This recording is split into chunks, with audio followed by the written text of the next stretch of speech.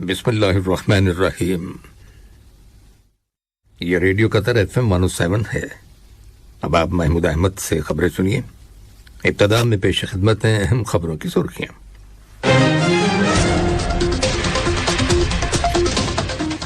صاحب اسم امیر نے برادر ملک سعودی عرب کے فرمانروا کو آج ان کے ملک کے قومی دن کے موقع پر مبارکباد کا برقی پیغام ارسال کیا ہے۔ وزیر اعظم اور وزیر خارجہ سے نیو یارک میں اقوام متحدہ کی جنرل اسمبلی کے 78ویں سیشن کی سائیڈ لائنز میں افریقی یونین کمیشن کے چیئرپرسن نے ملاقات کی ہے۔ قطر اسلامی ممالک کے وزرائے ثقافت کی 12ویں کانفرنس کی میزبانی کرے گا جو آئندہ پیر کے روز دوحہ میں منعقد ہوگی۔ اور قطر نے شام کے شمالی علاقے کے شہروں میں شامی فوج کی جانب سے کی جانے والی فوجی کارروائیوں میں اضافے کی شدید مذمت کی ہے۔ یہ تھیں اہم خبروں کی سرخیاں، اور اب سے چند لمحوں بعد تفصیل سے خبریں نشر کی جائیں گی۔ لیجیے اب آپ تفصیل سے خبریں سنیے۔ صاحب اسم امیر شیخ تمیم بن حمد آل ثانی نے برادر ملک سعودی عرب کے فرمانروا خادم الحرمین شاہ سلمان بن عبدالعزیز آل سعود کو آج ان کے ملک کے قومی دن کے موقع پر مبارکباد کا برقی پیغام ارسال کیا ہے۔ نائب امیر شیخ عبداللہ بن حمد آل ثانی اور وزیر اعظم و وزیر خارجہ شیخ محمد بن عبد الرحمن بن جاسم آل ثانی نے بھی شاہ سلمان بن عبدالعزیز آل سعود کے نام ان کے ملک کے قومی دن کے موقع پر مبارکباد کے برقی پیغامات روانہ کیے ہیں۔ وزیر اعظم اور وزیر خارجہ شیخ محمد بن عبد الرحمن بن جاسم آل ثانی سے نیو یارک میں اقوام متحدہ کی جنرل اسمبلی کے 78ویں سیشن کی سائیڈ لائنز پر افریقی یونین کمیشن کے چیئرپرسن موسیٰ فقی محمد نے ملاقات کی ہے، جس کے دوران ریاست قطر اور افریقی یونین کے درمیان تعاون اور باہمی دلچسپی کے علاقائی اور بین الاقوامی امور پر تبادلہ خیال کیا گیا۔ وزیر مملکت برائے امور خارجہ سلطان بن سعد المریخی نے کل نیو یارک میں اقوام متحدہ کی جنرل اسمبلی کے 78ویں سیشن کی سائیڈ لائنز میں موریتانیہ کے خارجہ امور کے وزیر محمد سالم ولد مرزوق اور سری لنکا کے وزیر خارجہ علی صابری کے ساتھ الگ الگ ملاقات کی۔ ان دونوں ملاقاتوں میں قطر کے موریتانیہ اور سری لنکا کے ساتھ تعاون کے تعلقات اور انہیں فروغ دینے کے وسائل زیر بحث آئے۔ علاوہ ازیں مشترکہ دلچسپی کے متعدد علاقائی اور بین الاقوامی معاملات پر تبادلہ خیال کیا گیا۔ وزیر مملکت برائے امور خارجہ سلطان بن سعد المریخی نے کل نیو یارک میں اقوام متحدہ کی جنرل اسمبلی کے 78ویں اجلاس کی سائیڈ لائنز میں گروپ 77 کے ممبر ملکوں کے وزرائے خارجہ کے سالانہ اجلاس میں شرکت کی۔ انہوں نے نئے امن سازی کے ایجنڈے پر امن سازی کمیشن کے وزارتی سطح کے اجلاس میں بھی شرکت کی۔ کل نیو یارک میں اقوام متحدہ کی جنرل اسمبلی کے 78ویں سیشن کے موقع پر وزارت خارجہ میں وزیر مملکت ڈاکٹر محمد بن عبدالعزیز بن صالح الخلیفی نے جمہوریہ روانڈا کے خارجہ امور اور بین الاقوامی تعاون کے وزیر ڈاکٹر ونسنٹ بروٹا کے ساتھ ملاقات کی، جس کے دوران دونوں ملکوں کے تعلقات اور بر اعظم افریقہ میں امن کو فروغ دینے کی کوششوں پر تبادلہ خیال کیا گیا۔ وزارت خارجہ میں وزیر مملکت ڈاکٹر محمد بن عبدالعزیز بن صالح الخلیفی سے کل نیو یارک میں اقوام متحدہ کی جنرل اسمبلی کے 78ویں سیشن کی سائیڈ لائنز میں اقوام متحدہ کے انسداد دہشت گردی کے دفتر کے انڈر سیکرٹری جنرل ولادیمیر فرانکوف نے ملاقات کی۔ ملاقات میں ریاست قطر اور اقوام متحدہ کے انسداد دہشت گردی کے دفتر کے درمیان موجودہ اسٹریٹجک شراکت داری پر تبادلہ خیال کیا گیا۔ بات چیت کے دوران ولادیمیر فرانکوف نے انسداد دہشت گردی کے دفتر کے پروگراموں اور اقدامات کو سپورٹ کرنے پر قطر کی تعریف کی اور شکریہ ادا کیا۔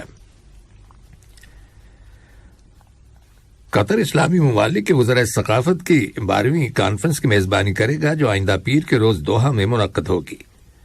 اس کانفرنس کا موضوع ہے اسلامی دنیا میں ثقافتی عمل کی تجدید۔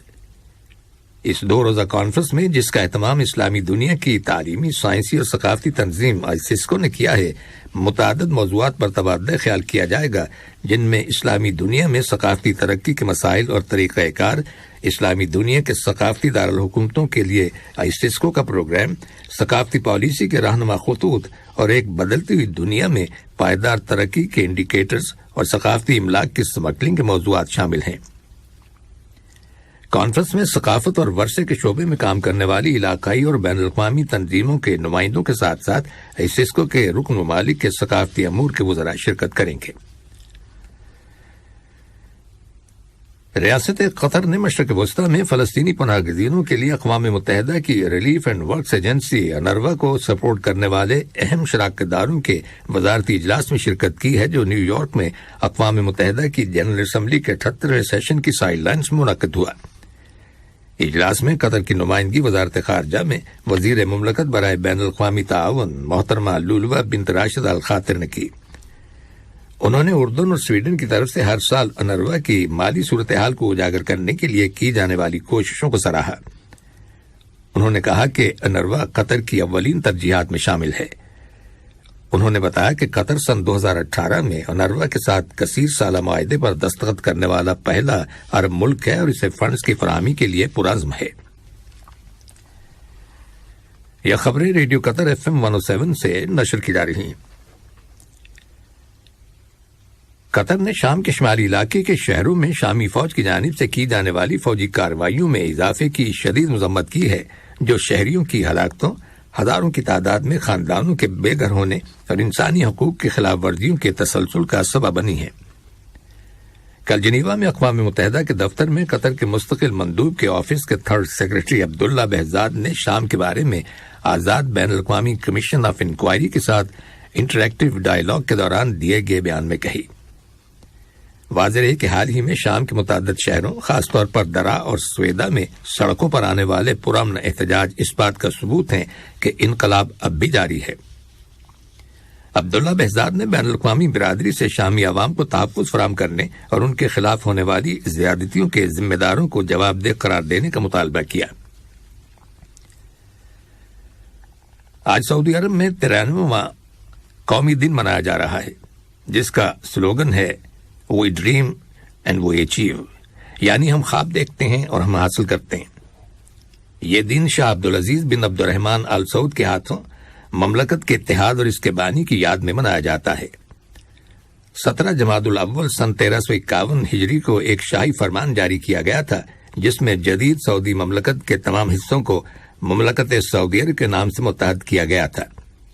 23 ستمبر سن 1932 عیسوی کو سعودی عرب کی مملکت کے قیام کا اعلان کیا گیا تھا اور اسے ہر سال قومی دن کے طور پر منایا جاتا ہے۔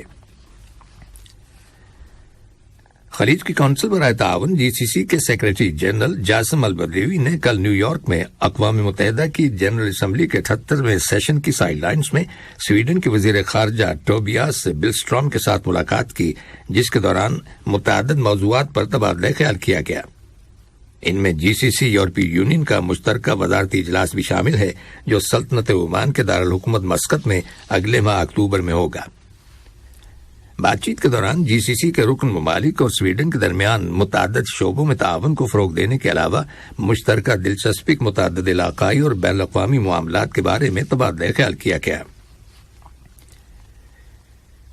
چین کے صدر شی جن پنگ اور کویت کے ولی عہد شیخ ماشل احمد الجابر الصباح کے درمیان ملاقات ہوئی ہے، جس میں دو طرفہ تعلقات اور انہیں مزید مضبوط بنانے سے متعلق امور پر غور کیا گیا۔ اس کا مقصد دونوں ممالک کی ترقی اور عوام کی خوشحالی کے معاملے میں باہمی کوششوں کو آگے بڑھانا ہے۔ کویت کے ولی عہد اس وقت چین کے دورے پر ہیں۔ ملاقات کے دوران مشترکہ دلچسپی کے علاقائی اور بین الاقوامی معاملات پر بھی تبادلہ خیال کیا گیا۔ چین کے صدر اور کویت کے ولی عہد نے دونوں ملکوں کے مابین تعاون کے معاہدوں اور مفاہمت کی یادداشتوں MOUs پر دستخط کیے جانے کی تقریب میں بھی شرکت کی۔ یورپی کمیشن نے تیونس کے لیے 127 ملین یورو مالیت کے فوری امدادی پیکج کا اعلان کیا ہے، جس کا مقصد اسے غیر قانونی امیگریشن سے نمٹنے کی کوششوں میں مدد فراہم کرنا ہے۔ کمیشن نے ایک بیان میں کہا ہے کہ 60 ملین یورو کی امداد ریاستی بجٹ کو سپورٹ کرنے کے لیے دی جائے گی، جبکہ 67 ملین یورو امیگریشن کے شعبے میں ایک پروگرام کی مالی اعانت کے لیے دیے جائیں گے۔ یورپی کمیشن کا ایک وفد اگلے مہینے تیونس کا دورہ کرے گا، جس کے دوران مذکورہ امدادی پیکج کے سلسلے میں مفاہمت کی یادداشت MOU پر دستخط کیے جائیں گے۔ اٹلی کے سابق صدر جارجیو نپولٹانو کل انتقال کر گئے۔ وہ ایک ہفتے تک روم کے ایک ہاسپٹل میں زیر علاج رہے۔ ان کی عمر 98 سال تھی۔ نپولیٹانو سن 2006 سے 2015 تک اٹلی کے صدر رہے۔ وہ پہلے شخص تھے جو 2 بار 7 سالہ مدت کے لیے صدر منتخب ہوئے، لیکن انہوں نے اپنی بڑھتی ہوئی عمر کی وجہ سے سن 2015 میں استعفی دے دیا تھا۔ اور اب کچھ خبریں کھیلوں کے بارے میں۔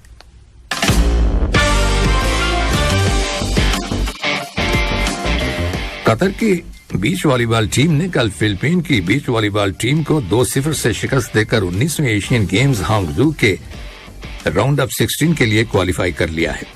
قطر کی ٹیم گروپ بی میں انڈونیشیا اور فلپین کی ٹیموں کو شکست دینے کے بعد اب سر فہرست ہے۔ جمعرات کے روز قطر کی بیچ والی بال ٹیم نے گروپ ایف میں مکاؤ کی ٹیم کو شکست دے کر 19ویں ایشین گیمز ہانگزو کے اسی راؤنڈ کے لیے کوالیفائی کر لیا تھا۔ چین کے شہر ہانگزو میں 19ویں ایشین گیمز میں فٹ بال مقابلوں کے گروپ ڈی کے دوسرے راؤنڈ میں قطر اور فلسطین کی ٹیموں کے درمیان کل جو میچ کھیلا گیا تھا وہ ڈرا ہو گیا۔ کوئی ٹیم بھی گول نہ کر سکی۔ پہلے میچ میں جاپانی ٹیم کے ہاتھوں 0-3 سے شکست کھانے کے بعد اس گروپ میں قطری ٹیم کا یہ دوسرا اور آخری میچ تھا۔ اب قطر کی ٹیم کا جاپانی ٹیم کے 3 پوائنٹس کے مقابلے میں 1 پوائنٹ ہے۔ چین کے شہر ہانگزو میں 19ویں ایشین گیمز کا آج ہفتے کے روز باضابطہ آغاز ہو رہا ہے اور یہ گیمز 8 اکتوبر تک جاری رہیں گے۔ قطر کے 183 سے زائد مرد اور خواتین کھلاڑی ان گیمز میں حصہ لے رہے ہیں۔ اس ٹورنامنٹ میں 45 ممالک کے 12,000 سے زیادہ مرد اور خواتین کھلاڑی شرکت کر رہے ہیں۔ ٹورنامنٹ کی افتتاحی تقریب ہانگزو اولمپک سپورٹس سینٹر اسٹیڈیم میں منعقد ہوگی، جس میں 80,000 تماشائیوں کے بیٹھنے کی گنجائش ہے۔ قطر نے فیبا انڈر 16 باسکٹ بال ایشین چیمپئن شپ میں تاریخ رقم کی ہے۔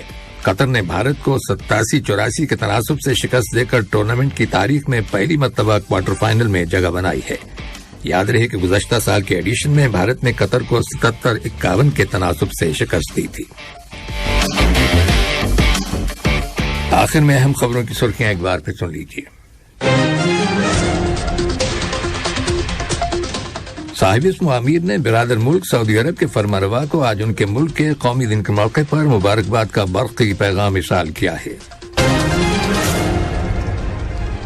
وزیر اعظم اور وزیر خارجہ سے نیو یارک میں اقوام متحدہ کی جنرل اسمبلی کے 78ویں سیشن کی سائیڈ لائنز میں افریقی یونین کمیشن کے چیئرپرسن نے ملاقات کی ہے۔ قطر اسلامی ممالک کے وزرائے ثقافت کی 12ویں کانفرنس کی میزبانی کرے گا، جو آئندہ پیر کے روز دوحہ میں منعقد ہوگی۔ اور قطر نے شام کے شمالی علاقے شہروں میں شامی فوج کی جانب سے کی جانے والی فوجی کارروائیوں میں اضافے کی شدید مذمت کی ہے۔ اور اس کے ساتھ ہی ریڈیو قطر FM 107 سے خبروں کا آج کا پہلا بلیٹن ختم ہوا۔ اسٹوڈیو سے تکنیکی معاون سلمان المومن اور محمود احمد کو اجازت دیجیے۔ اللہ حافظ۔